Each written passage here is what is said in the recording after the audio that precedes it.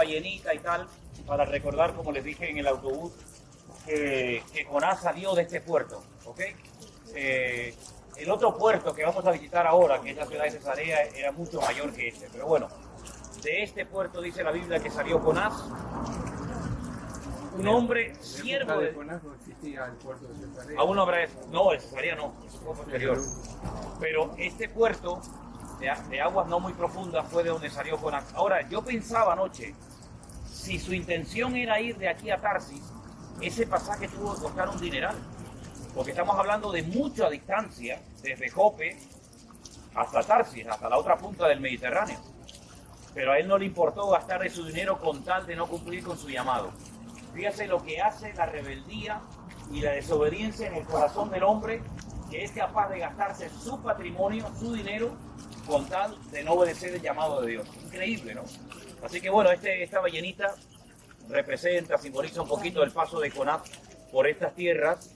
Qué curioso, no sé si ustedes se han dado cuenta, que cuando el Señor Jesucristo, vamos a ir estos días allí para que lo vean, cuando Él quiere restaurar la vida del apóstol Pedro, porque dice que le ha negado en 3 ocasiones, le recuerda el nombre de su padre. Y es Simón, hijo de Jonás. Y tú dices, qué cosa rara, ¿no? Ah, es que guarda una relación, ¿no? Entre uno y otro. Así que si quieren sacarse una foto todos juntos o por separado aquí, porque de aquí nos vamos a la casa de Simón el Curtidor, que allí hay mucho más cosas que explicar, ¿les parece? Así que sáquense las fotos y vamos para allá. Antes de que Daniel les explique la historia de esta familia y de la casa y todo esto, permítanme recordarles varios pasajes bíblicos para que ustedes entiendan un poquito qué fue lo que pasó en este lugar. Ustedes saben que había en la época del Señor Jesús una ciudad que hoy en día se conoce con el nombre de Panias, pero en aquellos tiempos se conocía como Cesarea de Filipo. Nosotros vamos a ir a otra Cesarea que es la marítima, ¿vale? La que está por la costa.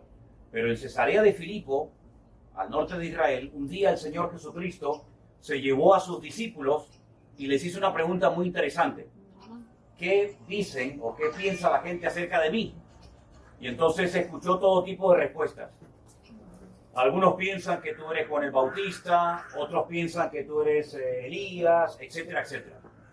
Después de escuchar una serie de respuestas, el Señor Jesucristo le dijo a sus discípulos, ¿y yo para ustedes quién soy? ¿Les ha afectado lo que dice la gente acerca de mí o tienen ya un criterio propio? Y solamente Pedro dijo, tú eres para mí el Mesías, el Cristo, el Hijo del Dios viviente. Y a continuación el Señor Jesucristo le dijo, bienaventurado eres Simón, hijo de Jonás, porque esta revelación la has recibido directamente de mi Padre. Esto no es algo que te han enseñado en la escuela, sino que es una revelación que te ha venido del Padre. Y entonces allí le dice una serie de cosas el Señor a Pedro y le dice, a ti te voy a dar las llaves del reino.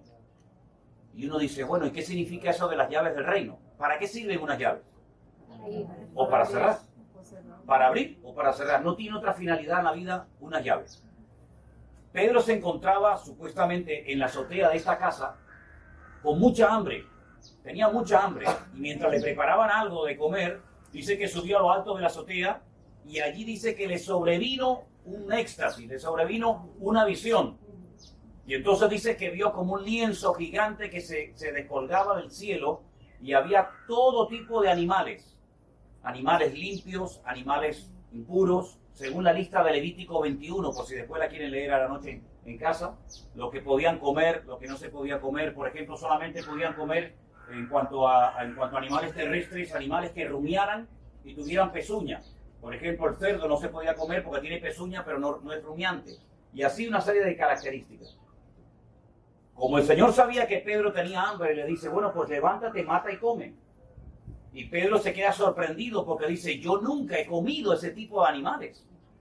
Y el Señor le dice, lo que yo he limpiado, tú no lo llames inmundo. Ya esa separación, esa diferencia entre limpio e inmundo, eso se acabó. Pero evidentemente, el Señor utilizando animales, lo que está tratando es de enseñarle que ya no hay esa separación entre judíos y gentiles, los inmundos gentiles y los puros que somos nosotros los judíos. Se lo dijo 3 veces. Parece que el número favorito de Pedro era el 3, porque cada vez que hace algo malo siempre son 3 veces, ¿no? Levántate, mata y come. Dice, no, Señor, yo nunca he hecho eso. Levántate, mata y come. No, Señor, yo nunca lo he hecho. A la tercera vez se recoge el lienzo y entonces ya se acaba la visión. Al rato al rato el Señor le dice que no se preocupe, que van a venir unos hombres a preguntar por él. Vienen desde Cesarea de Filipo, vienen caminando, pero probablemente. Fíjense el tiempo que vamos a tardar cuando nos marchemos de aquí, desde aquí hasta Cesarea de Filipo, y de ahora van a ver en la Biblia, a partir de ahora, los días que tardaban de ir a un sitio a ir a otro. ¿Qué es lo que el Señor le intentó enseñar a Pedro aquí? Que aquellas llaves que le había prometido dárselas a él en Cesarea de Filipo eran las llaves del reino de Dios. Es decir, yo te voy a dar a ti, Pedro, la oportunidad, el privilegio de predicar por primera vez en la historia a gente no judía. Porque dice que Cornelio, el centurión romano que vivía donde vamos a ir ahora, ¿verdad? Donde estuvo detenido Pablo, etcétera, etcétera. Pues dice que el Señor había dicho que llamara a Simón Pedro, que estaba aquí en casa de Simón el curtidor, ¿verdad? Y que lo llamara para que le predicara la palabra. Cuando Pedro llega a la casa de Simón, de Cornelio, le dices, cuán abominable es para un judío entrar a la casa de un gentil. Pero ya el Señor lo estuvo preparando en la azotea de esta casa, diciéndole, tú vete allí, predica la palabra a gente que no son judíos, porque ya no hay esa diferencia que ha habido siempre entre ellos y ustedes, sino que ahora todos han sido, digamos, son uno, y que todos necesitan al mismo Señor y al mismo Salvador. Entonces, este lugar es muy importante cuando ustedes leen el libro de los Hechos, porque primeramente el Señor preparó la vida de Pedro. Ya él sabía que tenía una responsabilidad de abrir algo, de abrir la puerta a los gentiles, que estaba cerrada porque los judíos no querían predicar la palabra a gente no judía. Dense en cuenta que aquí en Jope, hemos hablado recientemente de él ahora, hubo un profeta que bajó de Jerusalén hasta aquí, que hay un montón de kilómetros, huyendo porque no quería ir a los gentiles, a Nínive, a Siria, a predicarles el evangelio. Y aquí, años más tarde, vuelve a traer el Señor a otro hombre que es hijo de Jonás, no de aquel Jonás, evidentemente, sino de otro señor que tenía el mismo nombre, y le hace un llamamiento, entre comillas, muy parecido. Vete a la casa de un centurión romano, un gentil, a predicarles mi palabra. Y en este caso, gracias a Dios que fue, pero no con muchas ganas que digamos, pero bueno, pero por lo menos fue para allá.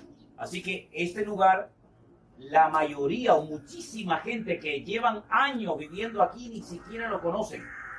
El matrimonio que nos vino a visitar anoche, que viven aquí en Tel Aviv, yo le dije, oye, qué bendición tienen ustedes que viven cerca de la casa de Simón el curtidor, donde estuvo Pedro, y me dicen, ¿ah, sí? ¿Y eso dónde está?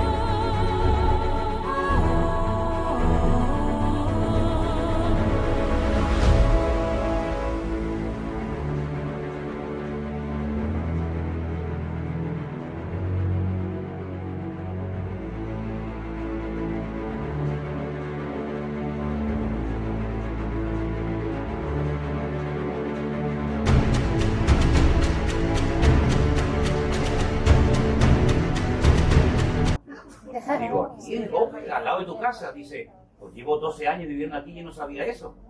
Bueno, para eso vine yo de España, para decirlo a ti. Entonces, tienen el privilegio de estar en un lugar que mucha gente ni sabe lo que significa esto, pero que es un lugar muy importante en la historia bíblica, porque aquí el Señor, repito, preparó mentalmente a Pedro para el encuentro que iba a tener en cuestión de días en la casa de Cornelio, el centurión. Así que, pero esto es lo bíblico, para eso hemos venido aquí, y ahora lo histórico se lo explica Daniel. Y después se sacan todas las fotografías que quieren, y ahora si quieren, saluden a la cantidad de hermanos que nos están viendo de todas partes del mundo en tiempo real, en directo. Que Dios les bendiga. Saludos desde la ciudad de Jope. Dios les bendiga a todos los hermanos. Dios bendiga a los hermanos.